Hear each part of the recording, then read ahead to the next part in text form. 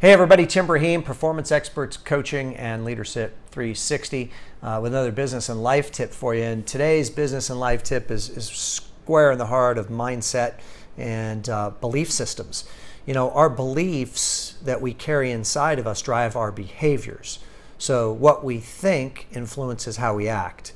I don't think that comes as a surprise to many of you, but perhaps you haven't connected those dots or thought about that in some time.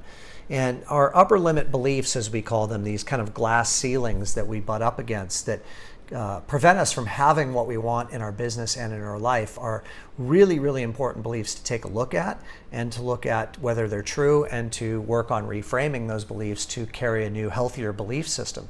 So let me give you a couple of examples of upper limit beliefs that have gotten in the way of some of our clients. We had a client one time who was working excessive hours. I mean, this person was working 75 to 80 hours a week, was not in good physical or emotional health. And what was driving this behavior was a belief that because she made about 10 times more than her staff did. So she was making about $550 a year in income, and her staff was making $50,000 to $55,000 a year each. She held a belief that that was wrong and that it was unfair and that it wouldn't be appropriate for her to not be in the office before they arrived every day and to leave after they departed every day. And this heavy belief was rooted in her past, in her upbringing, instilled or implanted in her head by some things that her parents had said to her that had a huge impact on the way that she thought and then therefore behaved and acted, and it was driving a lot of imbalance and dysfunction in her life. There are other loan originators that I know of that believe very strongly, and it makes a lot of sense. We've talked about this before, that if they are not the person to give status to the real estate agent and to the client, that those people will not revere them. They won't like them and they won't refer business to them because they feel that it's their responsibility to do so. And in a lot of cases, that belief was implanted into the consciousness of all of you that are holding that when you first started in the business, because you were the person, because you had nobody else on your team that could provide that status. You were the person that provided these updates, and people rewarded you for it by continuing to do business with you and referring more clients to you. So you bought into this story, this belief that it has to be done that way.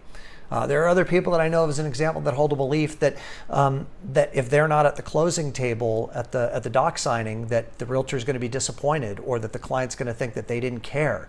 That's just a faulty belief. And what we need to start doing is we need to start testing these beliefs. We need to start questioning them, getting curious with them, asking ourselves, where did I come up with that story from, and how is that serving me? And is there a new belief?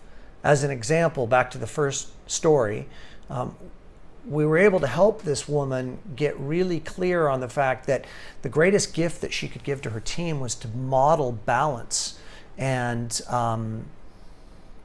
a vigilance on how to manage time for her team.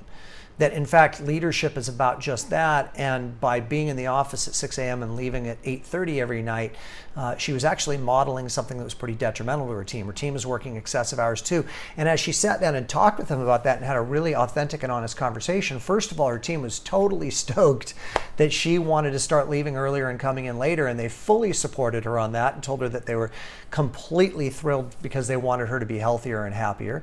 And then they also acknowledged the fact that they were working a lot more hours because they were feeling guilty that if they didn't, that she'd be disappointed in them because of the amount of hours she was working. So there was a whole bunch of misunderstandings occurring here. So this stuff is really, really important. It's pervasive. We all do it. We all carry around these belief systems, and it's time to start teasing them apart. It's one of the things that we do and help our clients with in the coaching program that we run. I hope that you have found this business and life tip to be helpful to you, to your success, and we'll talk to you real soon.